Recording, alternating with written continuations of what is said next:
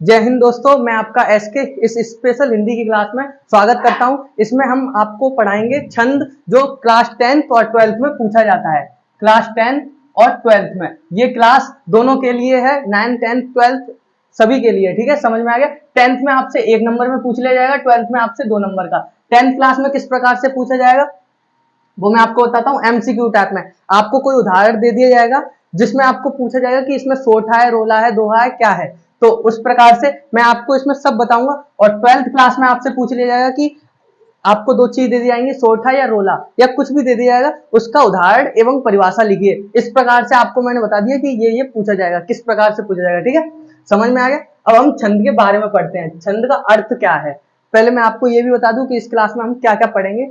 छंद के बारे में पढ़ेंगे, छंद के प्रकार कितने होते हैं, उसकी मात्राओं के बारे में मैं आपको मात्रा लगाना भी सिखाऊंगा कि कैसे आपको मात्रा, क्योंकि क्लास 10 के लिए मात्रा लगाना आना जरूरी है। क्योंकि जब आपको कोई उदाहरण दे दिया जाएगा तो आपको पता होना चाहिए कि किस पर क्या मात्रा लगेगी, लघु लगेगी, गुरु लगेगी, क्या मात्रा लगेगी, जिससे आपको पहचानने में आसानी हो कि सोटा है, रोला है। तो इसलिए मैं आपको मात्रा लगाना भी सिखाऊंगा, प्रकार भी बताऊंगा, उसके अंग भी बताऊंगा और उसके गुण क्या होते हैं वो भी बताऊंगा छंद के। ठीक है, तो अब हम समझते हैं छंद का अर्थ क्या होता है। छंद का अर्थ होता है बंधन। बंधन का मतलब होता है जब हम कोई काव्य मतलब कविता पढ़ते हैं तब उसमें एक वाक्य यानी कि एक सेंटेंस होता है, उसका दूसरे सेंटेंस से मतलब वाक्य से कोई ना कोई संबंध होता है। संबंध मतलब जैसे कि आपने लास्ट में बहुत से जो दोहा, रोला, सोठा जो भी है उनको पढ़ा होगा, लास्ट में एक तुक्कांश वाला वाक्य होता ही जिससे आपको पता चल जाता है कि ये शब्द इस वाले वाक्य से जुड़ा हुआ है। समझ में आ गया। जैसे कि छंद का एक उदाहरण मैं आपको बता देता हूँ। बड़ा हुआ तो क्या हुआ, जैसे पेड़ खजूर,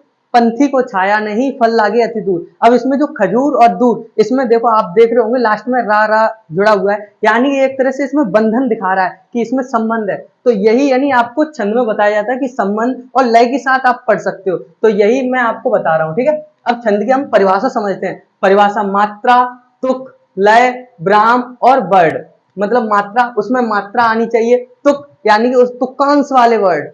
ठीक है, और लय यानी कि एक तरह से आप गाने की तरह पढ़ो। विराम यानी कि हमें कहीं रुकना पड़ता है, जैसे कि मैंने आपको अभी उदाहरण दिया था, बड़ा हुआ तो क्या हुआ, जैसे पेड़ खजूर। अब मैं इस जगह रुक गया, जैसे पेड़ खजूर, पंथी को छाया नहीं, फल लागे अति दूर, फिर बोलने लगा, तो उसको ही कहते हैं ब्राह्म। और बर्ड, जब हम किसी बर्ड को पढ़ ही रहे हैं, मतलब बर्ड माला, आपने आ खा बड़ा ये चीजें का खा, ये यानी वर्ड होते हैं। आदि के नियमों से बंधी वाक्य रचना को छंद कहते हैं। मतलब जब ये सब नियम लग जाएंगे तो छंद कहलाएगा।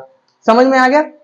अब छंद के गुण, जब आप मैं आपको पढ़ा रहा हूं तो आप कॉपी पेन लेकर जरूर बैठे जिससे आपको लिख सको और फिर आप अपने एग्जाम में पूरे नंबर लेके आ सको। अब छंद के गुण बताता हूं। छंद के आदि, आचार, मतलब छंद के कौन है, आचार, मतलब किसने बनाया, पिंगल ने। मतलब आचार्य कौन थे, पिंगल, इसलिए छंद शास्त्र को पिंगल शास्त्र भी कहते हैं। अब आप ये नहीं कह सकते कि छंद शास्त्र और पिंगल शास्त्र अलग अलग है। छंद शास्त्र को ही क्या बोला जाता है, पिंगल शास्त्र। समझ में आ गया। और इसका दूसरा गुण क्या होता है, छंद कविता की स्वाभाविक गति के नियमबद्ध रूप है। छंद कविता मतलब कविता के स्वाभाविक गति के नियमबद्ध है, मतलब आप नियम के हिसाब से ही पढ़ा जाएगा, क्योंकि लय के हिसाब से पढ़ोगे तो और अच्छा लगता है। जब हम किसी कविता को लय के हिसाब से पढ़ते हैं, गाने की तरह पढ़ते हैं, तो और अच्छा लगता है। समझ में आ गया। गति के नियमबद्ध रूप में है। छंद में निश्चित मात्रा या वर्ड की गणना होती है। मतलब मैंने आपको बताया है कि मात्रा का मैं आपको बताऊंगा, तो मात्रा या वर्ड, वर्ड यानी वर्णमाला, मतलब वर्ड आ खा बड़ा छोटी की गणना होती है। गणना मतलब गिना जाता है। तो यही मैं आपको बताऊंगा। इसमें गिनना मतलब लघु गुरु मात्रा, जिससे आप पहचान सको सोठा रोला क्या है। समझ में आ गया। ठीक है, अब मैं आगे बताता हूं आपको। तो अब हम समझते हैं छंद के मुख्य 7 अंग। ठीक है, अब मुख्य 7 अंग कौन कौन से होते हैं, वर्ड, मात्रा, यति, ब्राह्म, गति, चरण पद, तुक, गढ़। अब वर्ड क्या होता है, वर्ड मतलब स्वर, व्यंजन, ये चीज वर्ड होते हैं। मात्रा यानी कि जब स्वर की जो मतलब जो व्यंजन है वो स्वर की सहायता से ही तो बोले जाते हैं, तो उनको हम मात्रा बोल देंगे। यति, ब्राह्म, कहीं हमें रुकना पड़ता है, फिर यानी हमें कविता को पढ़ना पड़ता है, तो हम यति ब्राह्म, मतलब ब्राह्म को ही हम यति बोलते हैं। ठीक है, गति कभी कभी हमें बीच में रुकने के बाद सिर्फ फास्ट बोलना पड़ता है, तो गति हो गया। तुक यानी कि तुक्कांश वाले वर्ड, और गढ़ यानी कि गिनना। समझ में आ गया। अब हम मात्राएं किस प्रकार लगाएं, इस बात पर हम चर्चा करते हैं। तो मात्राओं का मतलब लघु मात्रा, लघु मात्रा को हम किससे प्रदर्शित करते हैं? दो प्रकार की मात्राएं होती हैं, लघु और गुरु मात्राएं। लघु को हम डंडे से प्रदर्शित करते हैं, गुरु मात्रा को एस आप बोल सकते हो, लेकिन इसको हम बोलते हैं गुरु मात्रा, इसको बोलते हैं लघु मात्रा। इस चिन्ह को इसको प्रदर्शित किया जाता है इससे, और इसको प्रदर्शित किया जाता है इससे, ठीक है। इसको हम बोलेंगे गुरु मात्रा, इसको बोलेंगे लघु मात्रा। अब मैं आपको बताता हूँ सरल तरीके से कि लघु मात्रा किन किन जगहों पर लगेगी। छोटा आ की मात्रा हो, छोटी ई की मात्रा हो, छोटा ऊ की, री से ऋषि की, और चंद बिंदु। तो अब हम समझते हैं छंद मुख्य कितने प्रकार के होते हैं। छंद मुख्य दो प्रकार के होते हैं। कौन कौन से? मात्रिक छंद, वार्णिक छंद या वर्णवृत छंद। अब मात्रिक छंद समझते हैं क्या होता है। मात्रिक छंद जिन छंदों की पहचान केवल मात्राओं के आधार पर की जाती है वे मात्रिक छंद कहते हैं। मतलब किसी कविता में हम मात्राओं के आधार पर पहचान करेंगे तो उनको हम क्या बोलेंगे? मात्रिक छंद। अब मात्रिक छंद के भी तीन प्रकार होते हैं। कौन कौन से होते हैं? सममात्रिक छंद, अर्ध सममात्रिक छंद और विषम मात्रिक छंद। कौन कौन से? सममात्रिक छंद, अर्ध सममात्रिक छंद और विषम मात्रिक छंद। मात्रिक छंद का आप ये समझो मात्राओं के आधार पर, ठीक है, समझ में आ गया। अब आपको इससे पता ही चल रहा होगा सममात्रिक छंद यानी कि वे मतलब कविताएं जिनकी समान मात्राएं हो तो उनको सममात्रिक छंद कहेंगे। मतलब ठीक है, चारों चरणों में। अब देखो इसकी परिभाषा किस प्रकार है। सममात्रिक छंद में चारों चरणों की मात्राएं समान होती हैं, और अर्ध सममात्रिक में चारों चरणों की मतलब समान नहीं होंगी, मगर अर्ध सम यानी कि आधे की समान होंगी और आधे की नहीं होंगी। तो इसी प्रकार अर्ध सममात्रिक छंद में पहला और तीसरा चरण और दूसरा और चौथा चरण समान होता है। पहला और तीसरा चरण समान होगा और दूसरा और चौथा चरण समान होगा। विषम मात्रिक छंद में जिन छंदों में 4 से अधिक और 6 चरण होते हैं, 4 से अधिक हो या 6 चरण हो और वे एक समान ना हो, मतलब उनमें कोई मात्राएं समान नहीं हो, तो उनको हम बोलते हैं विषम मात्रिक छंद। अब इसी प्रकार ही बाणिक छंद है। हमारे सिलेबस में मात्रिक छंद पढ़ा जाएगा, मैं आपको मात्रिक छंद की बताऊंगा। बाणिक छंद को भी हम यहाँ से हम परिभाषा बता देता हूँ कि क्या होता है। बाणिक छंद बस मात्राओं के आधार पर इस जगह आ जाएगा, हम इसकी पहचान वर्णों के आधार पर करते हैं। हम बाणिक छंद में किस प्रकार किसके यानी अनुसार होता है? वर्ण के आधार पर की जाती है, वे वार्णिक छंद कहलाते हैं। वार्णिक छंद के भी 3 प्रकार होते हैं, सम वार्णिक छंद और अर्धसम वार्णिक छंद और विषम वार्णिक छंद। हम चाहे इन्हीं की परिभाषा निकाल सकते, मतलब इन्हीं से ही परिभाषा बना सकते हैं। बस आप मात्राओं की जगह क्या कर दोगे? वर्ण। इसमें यानी मात्रिक छंद में मात्राओं के अनुसार मात्रा के आधार पर करते हैं और वार्णिक छंद में वर्णों के आधार पर करते हैं। समझ में आ गया? तो मैंने आपको पहले बता दिया था कि सममात्रिक छंद कौन से होते हैं, अर्ध सममात्रिक छंद कौन से होते हैं और विषम मात्रिक छंद कौन से होते हैं। अब उनके भी प्रकार होंगे ना। तो सममात्रिक छंद में आता है आपका चौपाई, रोला, हरिगीत का, दोहा। अर्ध सममात्रिक में आता है दोहा, सोठा और बरवे। और विषम मात्रिक छंद में आता है कुंडलिया। समझ में आ गया? अब ये इनके प्रकार हैं। तो हमें सममात्रिक छंद में मैं आपको पहले बताता हूँ चौपाई।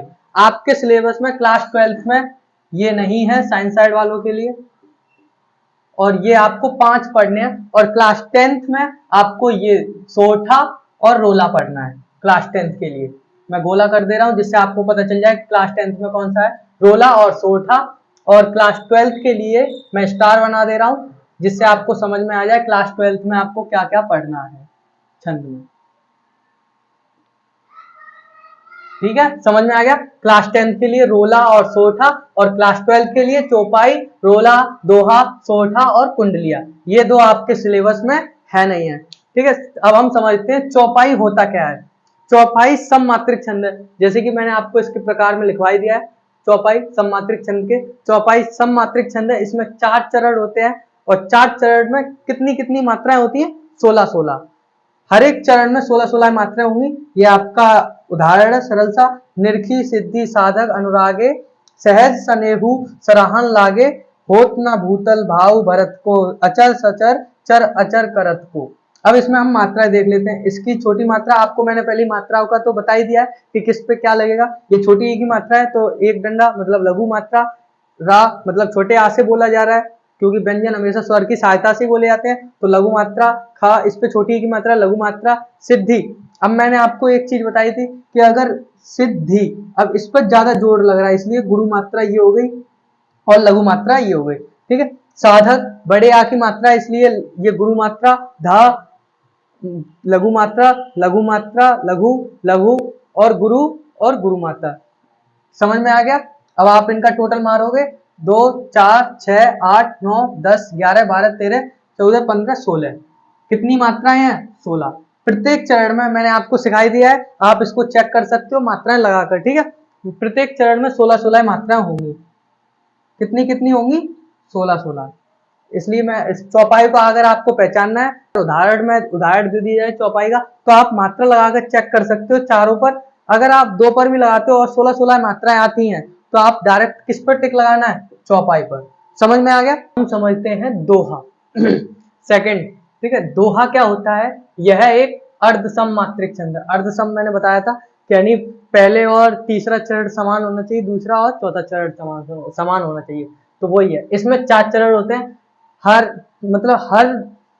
छंद में 4 चरण, 6 चरण, और इससे ज्यादा या कम नहीं होंगे, 4 चरण तो होंगे ही, ठीक है। आपको अगर कोई 2 चरण का उदाहरण देना है तो वो गलत है, इसलिए आप सोच समझकर उदाहरण ढूंढें, ठीक है। इसमें 4 चरण होते हैं। इसके पहले और तीसरे चरण में 13 मात्राएं, और दूसरे और चौथे चरण में 11 मात्राएं होती हैं। पहले और तीसरे चरण में कितनी मात्राएं होती हैं? 13, और दूसरे और चौथे चरण में होती हैं 11। यानी कि इसका मतलब ये है, इस वाले पार्ट में कितनी कितनी, इस वाले पार्ट में होंगी 13, और इस वाले पार्ट में 13, और पहले और तीसरे चरण में, दूसरे और चौथे चरण में कितनी है? 11। यानी कि इसमें 11 होंगी और इसमें 11 होंगी।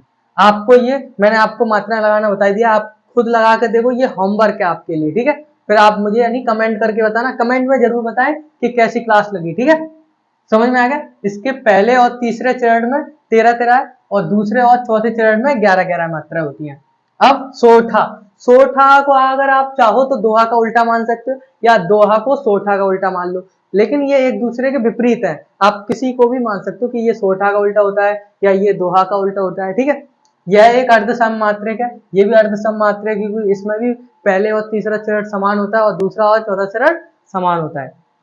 इसके और पहले, अब ये उल्टा है, तो यहाँ पर 13 की जगह कितनी हो जाएंगी? 11 मात्राएं। तो 11 मात्राएं, और दूसरे और चौथे चरण में कितनी होती है? 13 मात्राएं। यानी अर्थात इसका मतलब अर्थ क्या है? इस वाले में और इस वाले में कितनी कितनी मात्रा, यानी कि 11 मात्राएं इधर थी, तो ये 11 मात्राएं किधर आ जाएंगी? इधर साइड में, यानी कि पहले और तीसरे चरण में। और दूसरे और चौथे चरण में कितनी कितनी मात्रा हो जाएंगी? 13। समझ में आ गया? कोई दिक्कत? अब उदाहरण इसका क्या है? बड़ा हुआ तो क्या हुआ, जैसे पेड़ खजूर, पंथी को छाया नहीं, फल लागे अति दूर।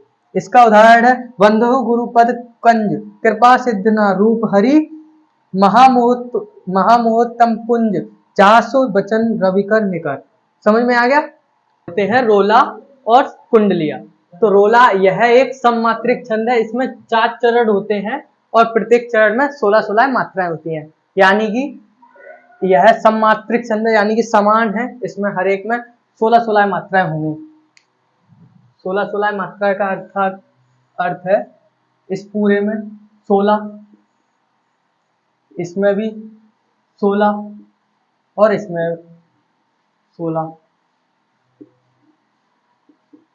समझ में आ गया? यानी कि सममात्रिक छंद है और प्रत्येक चरण में 16 मात्राएं होंगी, ठीक है। कितनी कितनी मात्राएं होंगी? 16 है।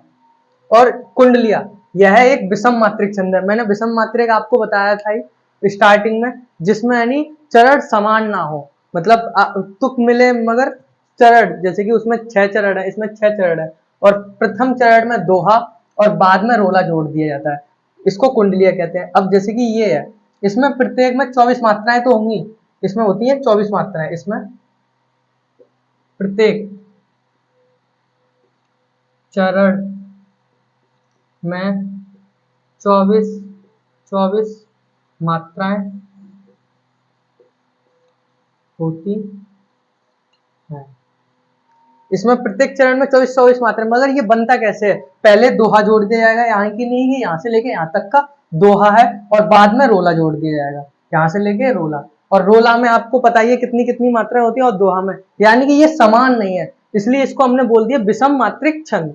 मैंने आपको इस क्लास में आपको सभी मैंने प्रकार बता दिए कि छंद क्या है, क्या नहीं है, कितने प्रकार के, और मात्राओं का सब मैंने आपको बता दिया। इसी के साथ आज हम इस क्लास का यहीं पे समाप्त करते हैं, और आगे हम आपको और एक नए सेक्शन के साथ मिलते हैं। जय हिंद।